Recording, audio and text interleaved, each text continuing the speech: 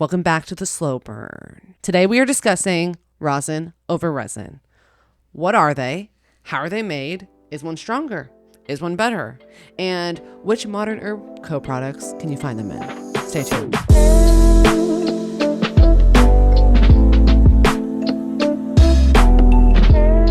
Tell me, what is rosin? Let's start there. So rosin is a solventless concentrate. I'd say it's like kind of known as like the maybe cleanest or kind of simplest form of making a cannabis concentrate. And a concentrate is typically what you have in like dabs and stuff, right? Correct. Yeah. Also a video we just made. And so what is resin? Resin is going to be that same, concentrating down, whether, again, both of these can be from CBD or THCA plants. Big distinction is you're using a solvent. So with rosin, you're not using a solvent.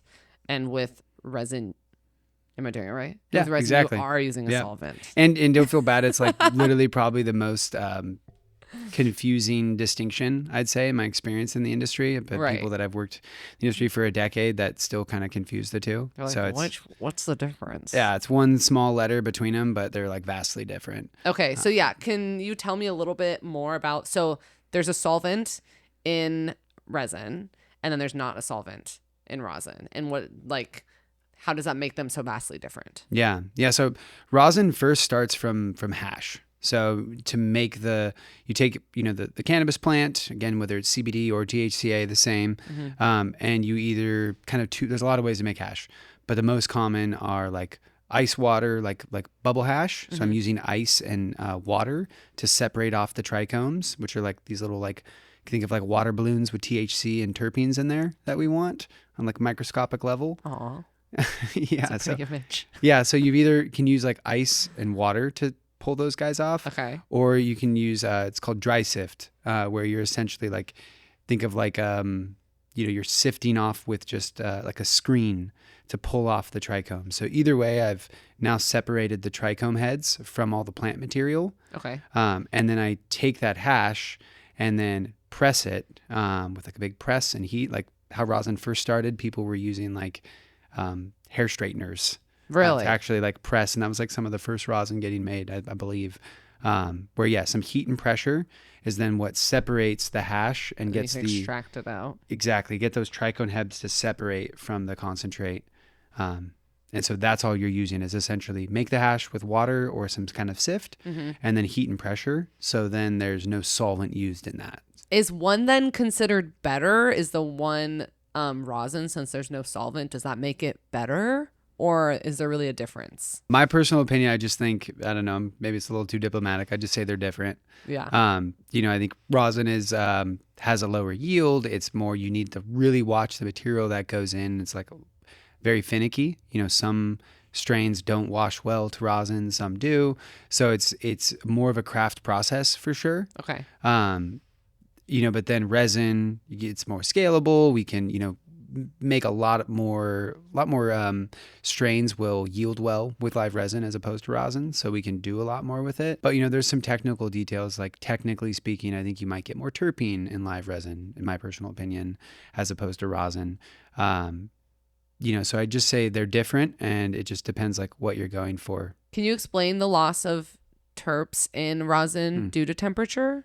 With resin first, we're keeping that fresh frozen, whole plant. Again, in the last video that we went through on live resin, how it's made. These plants are frozen the whole time. They stay in a freezer, and then when we extract it, we're actually putting that at -40. So it's super cold, subcritical temperatures, and it stays that way all through the process.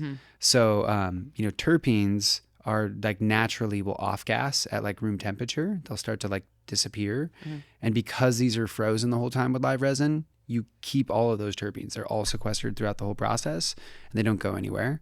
And then you get arguably more in your final extract. Whereas when you make rosin, you're taking that hash, and when you put it through the press, you're getting some temperatures over 100, 120 degrees. And there's evidence to show that some terpenes will off gas at 100, 120 degrees. So there are terpenes that if I ran the same strain through rosin versus a resin process, you would get more terpenes in that resin because there's some that are just going to naturally off gas in the rosin process that you would lose. So technically speaking, I would say that, yeah, there's going to be more terpene content in the resin then. Okay. And that's what you're talking about too, a little bit, just with rosin, like the process being a little bit, it seems like you have to be a little more conscious of the way you're crafting that. Even like with making the hash, if you like, you know, are like rough with making your ice water hash, those little water balloons, the trichome heads we were talking about, you can break those open in the process. And then when you go to make your rosin, it all comes out like really brown and like just not the quality you're looking for. So like every step has to be like really intentional, and it's like you can mess it up a lot in the way. Not to say that resin's like super easy. You still have to be mindful, but we can create a much more consistent product with resin as opposed to rosin has like more finicky touch points to it. Do you have products that are made with rosin? We do. Okay, so you have both. We do, yeah. More genuinely, more commonly, most of our products do have a base of live resin, you know, whether it's like our edibles have, you know, real authentic like CBD live resin, or our uncut vapes have both CBD and THCA live resin, whereas we have rosin dabs out currently in a few different varieties, a few different options. We are looking at considering putting those into vapes to have like a true solventless vape option. Let us know if you guys are interested in that. Let us know in the comments. Yeah, looking at some options, but currently they're available just in the dabs, in 1 gram dabs for rosin. Does rosin or resin have a higher potency? The final form extract are both going to be around 60 to 70%, THCA or CBDA, right? We can make either here. The concentrates will be roughly about the same, around 60 to 70%. Now, It's just, it seems like it's a little bit, it takes more time and more effort. So therefore it's probably going to just be more expensive for that reason. Exactly. Yeah. Well, a couple things, like sometimes, you know, there's a good in, good out, the inputs. So you have to really watch the inputs that go into rosin. You know, same thing with resin, but maybe to a lesser degree.